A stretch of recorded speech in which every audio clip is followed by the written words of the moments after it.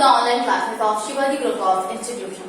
Students, मैं आपको पढ़ा रही हूँ प्लांट किंगडम, जिसमें मैंने अभी तक आपको पढ़ाया नहीं। लास्ट लेक्चर मेरा क्या था कि क्लासिफिकेशन किस हद तक महत्वपूर्ण होता है। तो उसमें हम लोगों ने क्या पढ़ा कि वो अध्ययन में क्या करता है, सुविधा देता है।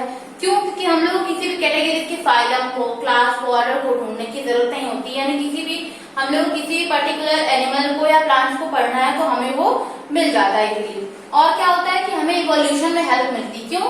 कि हमें पता चल जाता है कि कौन सा प्लांट कब आया और उसकी इवोल्यूशन कैसे हुई, यानी वो सिंपल से कॉम्प्लेक्स कैसे बनता चला गया। क्योंकि सबसे पहले जो प्लांट आए थे बहुत सिंपल स्ट्रक्चर में आए थे, धीरे धीरे करके क्या हुआ, उनकी बॉडी में मॉडिफिकेशन होते गए और क्या हुआ, वो कॉम्प्लेक्स स्ट्रक्चर बनते चले गए। तो ये चीजें हम लोग को पता चली थी। उसके बाद क्या था कि हमें ये पता चला कि हमें बायनोमियल नोमेनक्लेचर जो कि कैरोलस लिनियस ने दिया था, उसमें कैसे क्लासिफाई करते हैं किसी भी एनिमल को या प्लांट को। तो उसकी दो कैटेगरीज थी, एक जेनेरिक नेम, एक स्पेसिफिक नेम। जिसमें उन्होंने बताया कि जो पहला नेम होता है वो क्या होता है, जेनेरिक नेम होता है। यानी मैंगीफेरा इंडिका जैसे एग्जांपल ले लिया तो मैंगीफेरा क्या हो गया उसका जेनेरिक नेम, और इंडिका क्या हो गया उसका स्पेसिफिक नेम। और क्या बताया उन्होंने कि जो जेनेरिक नेम यानी मैंगीफेरा जैसे, तो उसका जो फर्स्ट लेटर होगा वो कैपिटल होगा और उसमें चीज as it is small letters में लिखी जाएगी। और कैसे लिखी जाएगी, इटैलिक फॉर्म में लिखी जाएगी। तो ये था कि उसका क्लासिफिकेशन कैसे करते हैं। क्योंकि स्थानीय नाम जो होते हैं बहुत ही कंफ्यूजन पैदा कर देते हैं, क्योंकि वो किसी एक राज्य में दूसरे, किसी और देश में दूसरे, किसी और देश में दूसरे, यानी पूरे संसार में क्या होगा, उनको अलग अलग नाम से अगर जानेंगे तो हम किसी भी चीज को आइडेंटिफाई नहीं कर पाएंगे। तो उन्होंने बताया कि ये अंतरराष्ट्रीय जो है एक क्लासिफिकेशन की विधि है जो कि हर जगह जानी जाएगी। यानी जो नेम होते हैं साइंटिफिक नेम वो बिल्कुल भी चेंज नहीं होंगे, स्थानीय नेम चेंज हो जाएंगे, वो कोई बात नहीं उसमें। तो आज हम लोग क्या पढ़ना है, international rules for botanical nomenclature, यानी कुछ अंतरराष्ट्रीय नियम होते हैं किसी भी नोमेनक्लेचर को करने से पहले। तो यहाँ पर हम लोग पढ़ेंगे वानस्पतिक नामकरण में क्या क्या नियम होते हैं और कैसे होंगे, इंटरनेशनल होंगे, यानी वो अंतरराष्ट्रीय, जिसको कोई भी चेंज नहीं कर सकता है और वो हर जगह सेम होंगे, चाहे इंडिया की बात करें, चाहे ऑस्ट्रेलिया की बात करें, चाहे अमेरिका की बात करें। तो फर्स्ट क्या था कि कठिन और लंबा नाम नहीं होना चाहिए। क्यों कठिन और लंबा नाम नहीं होना चाहिए? एक तो बोलने में कठिनाई होती है, दूसरा हम उसको आइडेंटिफाई नहीं कर पाते हैं, स्पेलिंग मिस्टेक हो जाती है। तो पहला क्या उन्होंने बताया कि कठिन और लंबा नाम बिल्कुल भी नहीं होना चाहिए। नेक्स्ट की जाति नाम अन्य पौधों के नाम से अलग हो।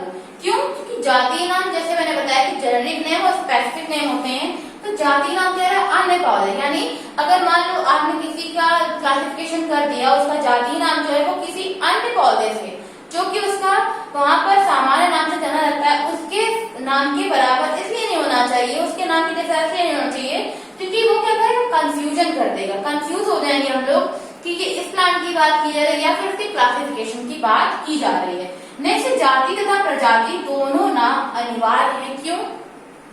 जाति नाम होना चाहिए, उसका प्रजाति नाम भी होना चाहिए कि वो और किस प्रजाति से होकर आया। जात तो हम लोग को पता चली क्योंकि स्पीशीज क्या है जाति, और प्रजाति नाम भी हमें क्लियरिफाई होना चाहिए कि हाँ ये चीज इसकी स्पीशीज है। नेक्स्ट जाति नाम प्रजाति नाम के बाद आना चाहिए। जाति नाम क्या होना चाहिए, प्रजाति नाम के बाद आना चाहिए। एक चीज और होती है, डैश लगा देते हैं हम लोग उसके आगे कि हाँ ये दोनों चीजें सेम है। और क्या है, जाति नाम छोटा होना चाहिए। क्या है, स्पेसिफिक नेम जो है वो छोटा होना चाहिए ताकि इजीली उसको पढ़ा जा सके, लिखा जा सके, स्पेलिंग जो है उसकी सही हो सके। इस प्रकार नामकरण से क्या होगा, अज्ञात पौधे के जो नामकरण होते हैं वो आवश्यक होते हैं क्योंकि हमें पता चल जाए कि इस पौधे का पर्टिकुलर नाम क्या होना चाहिए। यूनिट ऑफ क्लासिफिकेशन की बात करें, यानी क्लासिफिकेशन या वर्गीकरण की इकाई क्या होती है, तो आधुनिक वर्गीकरण में पूरे पादप जगत को उपजगत तथा उपजगत को समुदायों में बांटा गया है। क्लासिफिकेशन क्या होता है, एक समझ लो आप सीढ़ी की तरह स्ट्रक्चर होता है कि एक के बाद एक, एक के बाद एक, एक के बाद एक कुछ सीरीज चलती जाती है और उससे वो क्लासिफाई हो जाते हैं। तो क्या कह रहा है, आधुनिक वर्गीकरण पूरे पादप जगत को उपजगत में और उपजगत को समुदाय में बांटा गया है, जिसको क्या बोला गया, फाइलम या फिर संघ बोला गया। क्योंकि संघ क्या है, सबसे पहले यही पूछते क्लासिफिकेशन की ये पर्टिकुलर प्लांट या एनिमल्स किस फाइलम से बिलोंग करते हैं। क्योंकि किंगडम तो पता है, प्लांट है तो प्लांट किंगडम और एनिमल है तो एनिमल किंगडम। तो पहला क्या होगा, फाइलम क्लासिफिकेशन का ऑर्डर जो होता है पहला होगा फाइलम। अगर फाइलम जैसे एंथोफाइटा फाइलम हो गया, और सेकंड क्या होगी, क्लास कि किस क्लास से बिलोंग कर रहा है। तो प्लांट है कैसा, एंजियोस्पर्मिक है। एंजियोस्पर्मिक है तो वहां पे क्लास लिख देंगे कि एंजियोस्पर्मिक है। अब एंजियोस्पर्मिक में इनको क्या पूछेगा कि किस कैटेगरी का, यानी उसकी सब क्लास क्या होगी, क्योंकि एंजियोस्पर्मिक प्लांट में 2 टाइप्स के होते हैं, एक बीजपत्री एक द्विबीजपत्री। तो हमें ये देख के बताना पड़ेगा कि प्लांट कैसा है, एक बीजपत्री है यानी क्या है, जैसे गेहूं चावल मक्का इस टाइप के जो प्लांट्स होते हैं उस टाइप का है, या फिर द्विबीजपत्री जैसे कुछ जितनी भी दालें होती है वो कैसी द्विबीजपत्री होती है उस तरह का है। उसके बाद सीरीज किस श्रेणी से बिलोंग करता है। उसके बाद क्या लिखेंगे ऑर्डर, ऑर्डर के बाद लिखेंगे फैमिली यानी इसका कुल क्या है, किस कुल से बिलोंग कर रहा है प्लांट जो भी है। फिर लिखेंगे जीनस या फिर उसका वंश।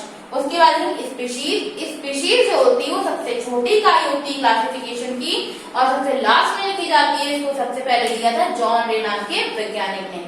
तो स्टूडेंट्स क्या था international rules of botanical nomenclature यानी वानस्पतिक नाम के अंतरराष्ट्रीय नियम क्या थे कि कठिन और लंबा नाम नहीं होना चाहिए, जाति नाम और पौधों से भिन्न होना चाहिए, क्योंकि अगर सेम होंगे तो वो कैटेगरी डिवाइड नहीं कर पाएगी क्लासिफिकेशन के टाइम।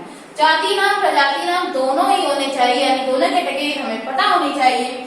नेक्स्ट जाति नाम प्रजाति नाम के बाद आना चाहिए, प्रजाति नाम पहले और जाति नाम बाद में आना चाहिए, और जाति नाम कैसा होना चाहिए, छोटा होना चाहिए। ये सारी कैटेगरीज एक अननोन प्लांट को क्या बना देती हैं, उसको बता देती है कि हाँ अब आप क्लासिफिकेशन ठीक कर देंगे तो वो क्या हो जाएगा, अनिवार्य हो जाता है। और दूसरी चीज, अगर कोई अननोन प्लांट हमें मिल रहा है तो क्लासिफाई कर देना चाहिए उसको, जिससे वो हमें पता चल जाए कि एक प्लांट और ऐड हो चुका है यहाँ पर। दूसरी चीज क्या है कि यूनिट ऑफ क्लासिफिकेशन, कि क्लासिफिकेशन की यूनिट क्या होनी चाहिए, कि अगर खूब सारी जो मैंने बताया तो क्लासिफिकेशन एक सीढ़ी की तरह स्ट्रक्चर होता है, एक के बाद एक जैसे लिखा हुआ है ऐसे सीरीज आती जाती है और उसको हम क्लासिफाई करते जाते हैं। तो सबसे पहले क्या लिखेंगे फाइलम। फाइलम क्या होता है, उपजगत को समुदाय में जब बांटते हैं तो एक संघ तैयार होता है, उसको बोलते हैं फाइलम, जो सबसे पहले लिखा जाता है प्लांट या फिर एनिमल किंगडम के बाद। तो प्लांट का फाइलम क्या हो गया, एंथ्रोफाइटा। एग्जांपल के तौर पे जो उसकी क्लास हो गई एंजियोस्पर्म, यानी किस क्लास का है, जिम्नोस्पर्म है कि एंजियोस्पर्म है, तो एंजियोस्पर्म है तो एंजियोस्पर्म लिख दिए। अब उसकी सब क्लास क्या है, एक बीजपत्री की द्विबीजपत्री, तो वहां पर वो लिख देंगे। सीरीज कौन सी सीरीज क्या है वो लिख देंगे, ऑर्डर कौन सा है वो लिखेंगे।